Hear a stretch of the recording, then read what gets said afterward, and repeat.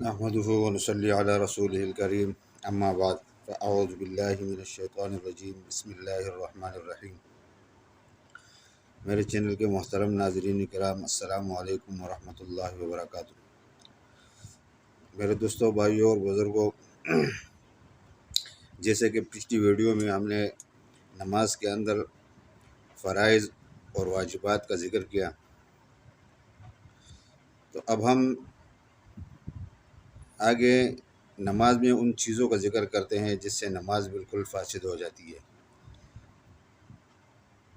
ہم موٹی موٹی چیزوں کا ذکر یہاں کرتے ہیں جو کہ انتہائی ضروری ہے، جیسے فرض، واجب، یہ جاننا انتہائی ضروری ہے نمازی کے لیے۔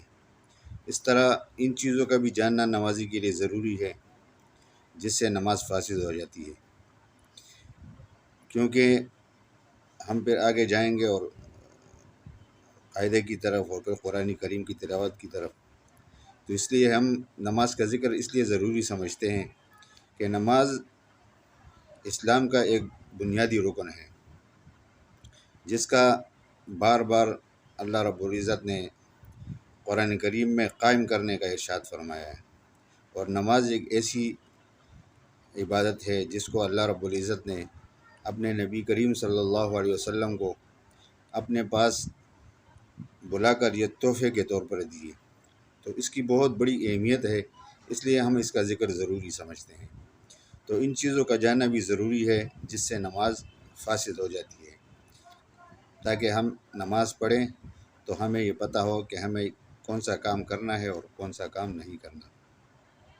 قرآن کریم میں اللہ رب العزت نماز قائم کرنے کا ارشاد فرماتا ہے، پڑھنے کا نہیں۔ قائم کرنے کا مقصد کیا ہے؟ قائم کرنے کا مقصد یہ جو حکم اللہ رب العزت نے دیا ہے قرآن کریم میں بار بار، اس کا مقصد یہ ہے کہ نماز جس طرح ہم روزمرہ کھاتے ہیں، پیتے ہیں، سوتے ہیں، اسی طرح نماز بھی ہمیشہ کی طرح ہم پڑھیں، اس میں ناغہ نہ ہو۔ اور اس طرح آگے ایک جگہ پہ اللہ رب العزت ارشاد فرماتے ہیں کہ حافظوا علی الصلوات، کہ نمازوں کی حفاظت کرو، تو یہ بہت بڑی اہمیت رکھتا ہے نماز، اس لیے ہمیں یہ جاننا بہت ضروری ہے۔ تو ہم ابھی اپنے ٹاپک کی طرف چلتے ہیں جو کہ مفسدات نماز کے اوپر ہے۔ تو نماز کو توڑنے والی چیزیں جو ہے وہ کیا ہے؟ اگر آپ کے پاس قلم اور کاغذ ہو تو آپ نوٹ فرما لیں۔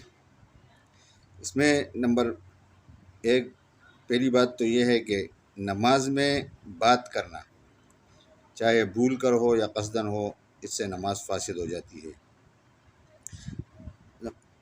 نمبر 2، کسی کو سلام کرنا۔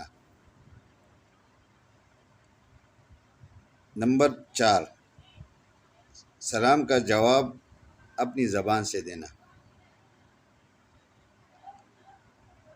اور یعنی آپ کو کسی نے سلام کیا اور آپ نے نماز کے اندر اس کا جواب زبان سے دے دیا تو آپ کا نماز فاسد ہو جائے گا۔ اسی طرح عمل کثیر، یعنی کوئی ایسا کام کرنا جس کے کرنے والے کو دیکھنے والا یہ سمجھے کہ یہ نماز نہیں پڑھ رہا، یعنی آپ دونوں ہاتھوں سے کسی کام میں لگے ہوئے ہیں یا نماز کی جگہ سے آگے چل کے جا رہے ہیں یا ادھر ادھر دیکھ رہے ہیں، کہ آگے جو دیکھنے والا ہو وہ یہ سمجھے کہ یہ نماز نہیں پڑھ رہا، تو اس کو عمل کثیر کہتے ہیں، اس سے نماز فاسد ہو جاتا ہے۔ اپنے سینے کو قبلے سے پھیر دینا، یعنی قبلے کی طرف سے آپ کا سینہ اگر پھر گیا تو آپ کی نماز فاسد ہو جائے گی۔ کسی چیز کا جو منہ سے باہر ہو کھانا، اگرچہ تھوڑی سی ہو، یعنی کھانے پینے کی چیز کھانا، اس سے نماز فاسد ہو جاتا ہے۔ اور ایک بات یہ ہے کہ جو چیز آپ نے کھا لی اور وہ دانتوں کے اندر پسی ہوئی ہو، تو اس کے بارے میں یہ آتا ہے کہ اگر آپ کے دانت میں کوئی چیز پسی ہو اور وہ آپ نے نماز کے اندر دانت سے نکال لیا تو وہ اگر چنے کے برابر ہوگا تو آپ کی نماز فاسد ہو جائے گی، اور اگر چنے کے برابر نہیں ہو، اس سے کم ہو، تو نماز فاسد نہیں ہوگی۔ اسی طرح پانی پینے سے بھی نماز فاسد ہو جاتا ہے بلا ضرورت۔ اگر آپ کو ضرورت نہیں ہے اور پھر آپ آوازیں نکال رہے، حلق تازہ کر رہے ہیں، کوئی لوگ کانستے ہیں نمازوں میں، اکثر مسجدوں میں یہ بات مشاہدے میں آتی ہے کہ بلا ضرورت اور کہیں کان سے یا نہ کان سے نماز کے اندر ضرور کانستے ہیں، تو اس چیز سے احتراز کرنا چاہیے، اس سے نماز فاسد ہو جاتی ہے۔ کسی درد کی وجہ سے یا تکلیف کی وجہ سے اف کرنا یا تف کرنا یا اوہ کرنا، اسی طرح کی آوازیں نکالنا، اس سے نماز فاسد ہو جاتی ہے۔ یا کوئی بندہ چینک لے اور آپ کو آواز آ جائے، آپ اس کا جواب دے دے، اس کے جواب میں یرحمک اللہ کہہ دے، تو آپ کا نماز فاسد ہو جائے گا۔ اسی طرح ایک بندے نے تیمم کر لی اور وہ نماز پڑھنے لگ گیا، اور اسی دوران وہ پانی پر اس کا قدرت آ گیا، یعنی پانی اس کو مل گیا، تو اس کی نماز فاسد ہو جائے گی، اس کو دوبارہ سے پانی سے وضو کر کے نماز پڑھنا پڑے گا۔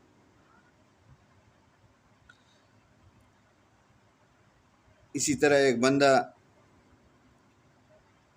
اشارے سے نماز پڑھ رہا تھا، معذور تھا، اور اچانک نماز کے اندر اللہ تعالیٰ نے اس کو شفا دی اور وہ رکوع سجدہ کرنے پر قادر ہو گیا، تو اس کی نماز فاسد ہو جائے گی، وہ دوبارہ سے نماز پڑھے گا۔ اسی طرح جو بندہ امامت کے قابل نہ ہو اور اس کو آگے اگر کر دیا جائے تو بھی نماز فاسد ہو جائے گی سب کی۔ اسی طرح کسی نے آپ کو کوئی چیز مار دی اور آپ کا خون نکل گیا اور وہ اپنی جگہ سے مطلب نیچے سرک گیا، تو آپ کی نماز فاسد ہو جائے گی۔ نماز کے اندر اگر بے ہوش ہو گئے تو بھی نماز فاسد ہو جائے گی۔ خدا نخواستہ کسی کی عقل چلی جاتی ہے، پاگل ہو جاتا ہے، تو بھی نماز فاسد ہو جاتی ہے۔